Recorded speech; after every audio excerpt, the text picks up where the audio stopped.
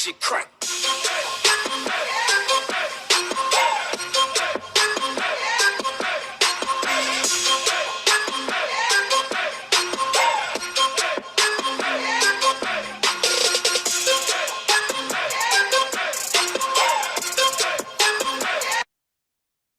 Peace, peace, peace, family. How you all doing?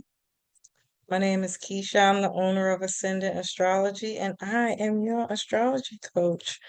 Today, I'm going to be doing my interpretation of Mercury in Libra. This too, I'm not going to lie. It's mostly because I'm a Libra rising and I get it. But this is a pretty good placement here. Mercury is not exalted here, but it is happy here because it's an air sign like Gemini. And so that social aspect, that networking aspect, the aspect of Mercury that likes getting out there to meet and greet people. If you want my information, Mercury is a data collector in that way. Um, but Libra also gives Mercury that opportunity to do that. And so it likes being here. You are most likely a Virgo, Libra, or Scorpio sun sign if you have Mercury in Libra, because Mercury doesn't travel too far from the sun. And so it's always within close proximity, meaning it's a sign before or a sign after, or the actual sign that it's in, which would be Libra. And so, what is Mercury? Mercury is how we communicate, the decisions we make, how we process information. It's our intelligence, our intellectual conversations, internet chatting, email, cell phones, and video. Mercury is very analytical. It rules books and learning skills, your hands. It represents your clients. It's business and commerce, which is the exchange of services. So anywhere you exchange goods and information, like grocery stores, a post office, your community. It also rules aunts, uncles, nieces, nephews, cousins, younger siblings specifically. I think Aquarius is older siblings. But or it's Leo's older siblings. Either one. Either way, it rules your siblings and neighbors, your speaking voice, memory, and how you comprehend things. And so in that way, um, Libra comprehends. Libra is the type of people because it rules mentorship. Libra is the ruler of the seventh house, and it's ruled by Venus. Venus is love, beauty, money, creative arts, and um, women, mm, sex, your pleasures and your desires. It's a cardinal air sign, so it's very logical, social. And Libra in the seventh house rules relationships, partnerships, business partnerships, marriages, but really it covers the entire spectrum of relationships, peace, harmony, the masses, the people, because on the opposite is Aries. Aries is you against everybody else. So Libra is the masses of people. It also rules the legal system, mentorship, um, and diplomacy and counseling, specifically marriage counseling. So when we talk about one-on-one clientele, Libra, I promise you, they excel highly in this placement.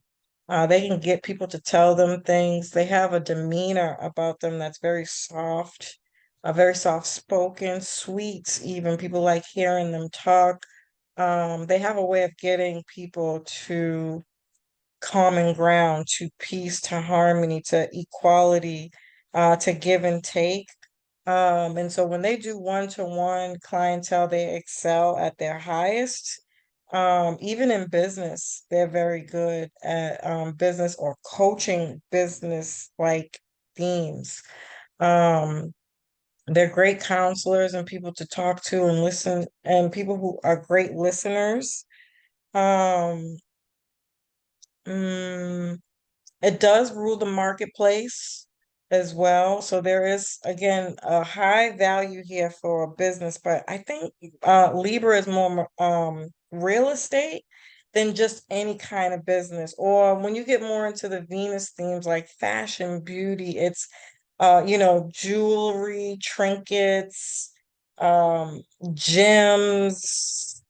Um, I mean, it would make a difference to know what house this was in because then it would also incorporate some of those things. But just speaking solely to the seventh house, Venus and Libra, I see this more as fashion, clothes, department stores, clothing stores, um, that whole industry more than anything else. Anything Venusian rules, right? They usually typically have good relationships with their cousins, uncles, nieces, and nephews. Usually, typically, okay. This is a very overall generalized um opinion because it really matters where your Mars is and again what house it's in. Those things really make a huge difference. And what other conjunctions and squares and things you got going on in your chart. Um, but again, because they are so diplomatic. Now, when I think diplomatic, I generally think of Bill Clinton's wife. I don't know why I can't remember her name. She was the diplomat, somebody who is the middle person between one country to another, but on a people level and everyday level. This is somebody who brings things together, right? So this is why I say they usually typically have great relationships with their aunts, uncles, nieces, nephews, cousins, even like really good people, like people know them in the neighborhood, because they're so chatty, they like small talk and things of that nature. So they're usually well known in their community, especially if they have a business or um they work and they're consistently out in the neighborhood. A they take pride in socializing and having small talk. Um,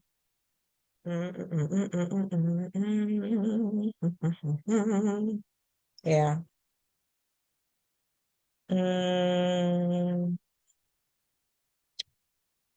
Very creative. Usually, probably, I think of Mercury and Libra people as R&B singers, love songs, love ballads. Because it's Venusian roots or yeah, R&B or love ballads. I'm gonna stick with that. Um, they have a very calm, alluring voice. I think I said that. Um, they're great negotiators. I always think of the movie Negotiate. I wonder if Samuel L. Jackson could not be a Libra. He's too rough to be a Libra. In fact, his voice is quite raspy. I'm sure he's probably got a Mercury in Aries, but um, the Negotiator, either way, is a great example of somebody is to bring two things together. I think the Sabian dude was the one to do the middle guy thing in that movie after a while, but nonetheless, that's kind of just like what Libras are really good at. Also, the great debaters that Denzel Washington did as a Capricorn, I can actually see him being a Mercury and Libra person. He has a very nice, soft-spoken voice. Um, um, they have very balanced, harmonious communication, just meaning that they're always like wanting to find, I don't want to say a solution to a problem, although all air signs are great problem solvers, but more so the harmony and peace within a situation. Um, mhm. Or they're usually like spokespersons for like fashion or art. Um, I'd even say the music industry in general.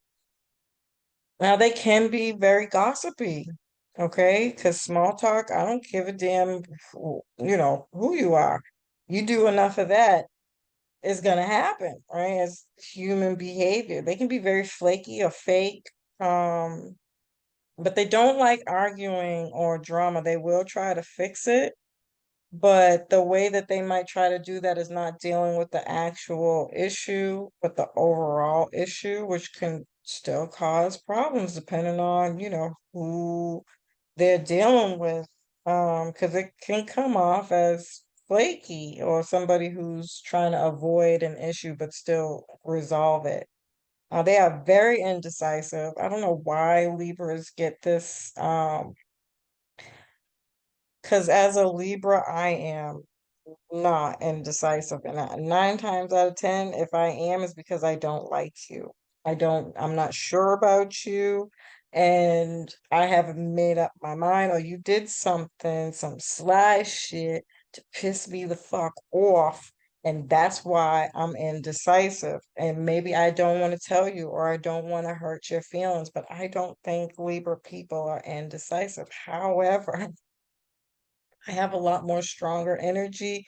I can't just say that because I have Jupiter and Scorpio in my first house and Pluto and Libra in my first house. So I can smell bullshit a mile away. You ain't getting too close to me without me giving you the middle finger and telling you to fuck off.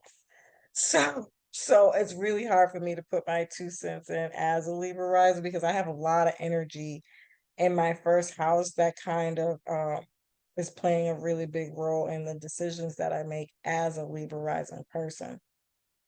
So that's just a pet peeve of mine, but I'm trying to think, do I know any like straight to death Libras who are indecisive? My mom's a Libra. I don't know my mom's chart though. My mom doesn't know what time she was born, but she's not indecisive either. My mom's an asshole. I think most Libras are assholes, to be honest. I think it's interesting the reputation they have for indecisive. They can be naive and gullible. I can eat up some of that, but mostly that comes with being young. But when you grow up and you learn, I think those things kind of go out the door, but I'll let you guys make your decision. Um,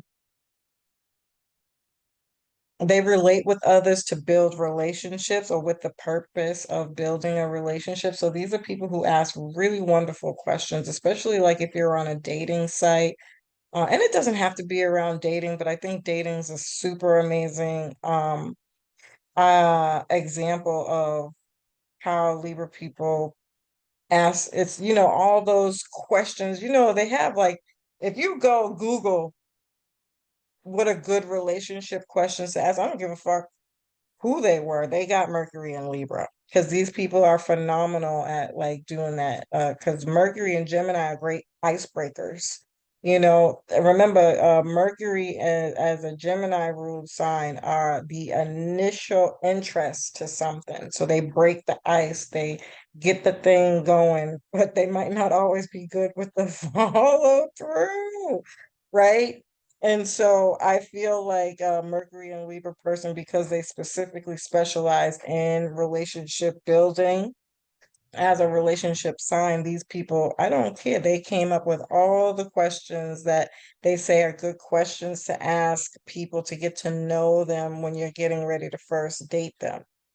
They're great mediators because they're good at finding balance.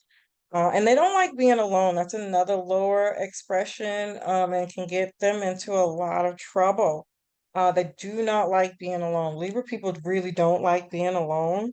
Um, and it can get them into trouble and connected or attracting narcissists and people who like to suck up all your energy, and maybe it's not the healthiest of relationships because it's a need and not a want, right? Anytime you're lower expressions is doing anything out of an emotion and not something practical or logical, especially with Mercury, it's just not going, it's not going to end up well for you. And so that's something that Mercury and Libra people in general often have to go through to get stronger in, to learn about themselves.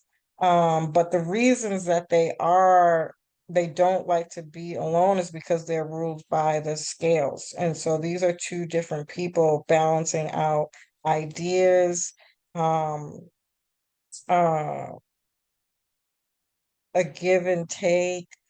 Um, it's just like having a mirror, somebody to just reflect off of. Am I doing it? Remember, they're the counselor, right? And so this is somebody that you sit and have a conversation with about traumas, troubles.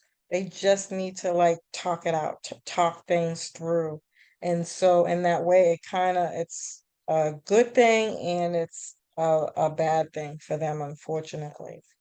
Um, and they're devil's advocates. That's why I feel like they're assholes. I think they're more devil's advocates than anything. I've also talked about Venus on other videos and how most people get Venus fucked up. They think, oh, it's about love and give and take. But remember, every sign and planet and house has its, positives and negatives. And in the mythology, Venus is the devil's wife. And so he taught her everything about him, how to fight, how to defend herself. And so, this is when you get the swords and tarot. This is why all air signs are represented by swords because they will cut you with your words.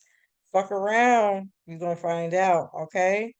Don't say I didn't warn you. I don't know why they say Libras are nice because really, like I don't know. I don't think I'm always a nice person. I think I could be a bitch sometimes, but I'm just being honest. Um, we definitely do. Mercury and Libra people do care about what people say about them, especially if you had this in your first house, because it's all about how you represent yourself to others. And we want to be presented in the best light as a Venusian ruled sign. And so being proper, respectful, again, those small talks really mean a lot to us by way of like, we might judge that as whether or not somebody likes us or not, depending on if somebody will spend time having small talk with us. Um, or, we could start to get in that lower expression um, of low self-esteem, lack of faith and believing in yourself, and kind of beat yourselves up too. Not like Virgo, um, but pretty similar, where it's just low self-esteem. We pick low hanging fruit or accept things that are beneath us because we don't believe that we're worth more than what we deserve, if that makes sense. Um, so yeah, I'm not Mercury and Libra. I don't know why I keep putting myself in there. I think it's because I'm a Libra rising. I can relate to that part. We are people pleasers.